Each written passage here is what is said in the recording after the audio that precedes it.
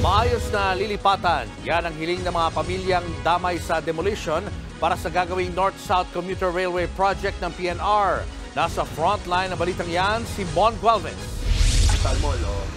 Mahigit 5 dekada na nakatira sa gilid ng Riles sa Alabang ang pamilya ni Cynthia. Pero kailangan na nilang humanap ng bagong tirahan. Damay kasi ang kanilang bahay sa gagawing North-South Commuter Railway Project. Dito kasi malapit na lahat. Nandito na lahat. Madali kang kumita ng pera, madali kang makapaghanap buhay. Nandito na lahat. Sa lilipatan namin, hindi namin sigurado.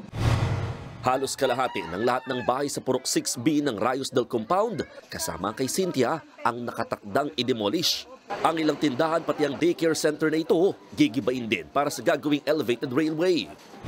Sana po patapusin muna po yung school year ng mga bata. Kasi mahihirapan din po si teacher na maghanap ng bagong lugar kung saan lalagay yung mga bata. Hiling lamang ng mga apektadong residente na sana maayos ang paglipatan sa kanila. Ibigay naman yung nararapat, tsaka yung hindi kami argabyado. Yung maayos ang mapupuntahan namin. Ayon sa pamunuan ng Philippine National Railways, pinag-aaralan na ng ahensya sa nagpapatuloy na konsultasyon ang malilipatan ng mga residente. Pipilitin natin na may malilipatan sila. Isa po tayo na tutulong, no, na makahanap ng karapatang maayos na malilipatan para sa mga kababayan natin dahil ayoko naman mahirapan ho sila. Kanina, sinimulan ng ipwesto mga bakal na magsisilbing bakod ng mga isinarang linya ng PNR. Kinilangang isara ang linya para bigyang daan ang konstruksyon ng North-South Commuter Railway Project na magdurugtong mula Clark, Pampanga hanggang Calamba, Laguna. Sabi ng pamunuan ng PNR, uunti-unti nila ang paggawa nitong North-South Commuter Railway kung saan matapos ang pagbabakod, babaklasin na itong mga tracks o riles simula sa susunod na linggo kasabay ng patuloy na pakikipagnegosasyon o pakikipag-usap sa mga apektadong residente. Ininspeksyon din ang mga bus na bahagi ng augmentation program para sa mga apektadong commuter.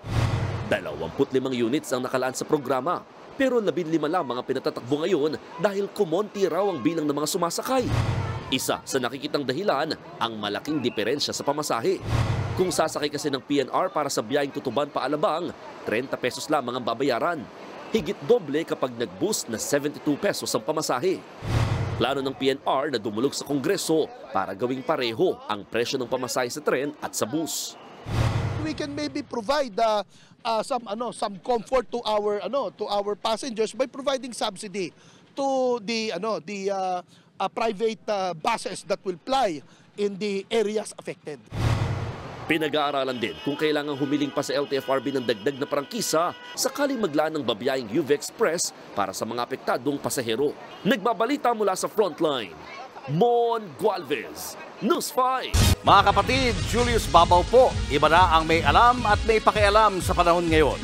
Para sa frontline ng mga balita, mag-follow at mag-subscribe sa social media pages ng News 5.